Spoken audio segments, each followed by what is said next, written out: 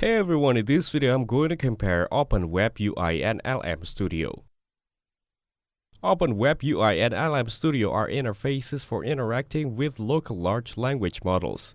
LM Studio is a user-friendly desktop app that makes running local LLMs as easy as downloading and clicking. It supports GGUF models and lets users search, download, and chat with models seamlessly. No coding or server setup is needed, making it ideal for beginners or casual users. Its performance is generally smooth with a focus on simplicity and speed. However, its main limitation is lack of multi-user support and web access features. Meanwhile, Open WebUI offers a clean and modern browser-based interface for interacting with local LLMs. It supports multiple uses, custom prompts, and integrates well with OLAMA and other backends. The setup is relatively straightforward for those comfortable with Docker or server environments.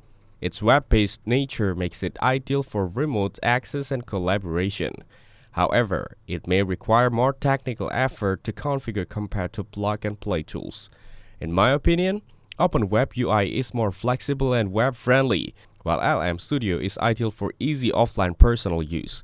Thank you everyone for watching this video. Hope you got some value. Make sure to like the video and subscribe. Goodbye.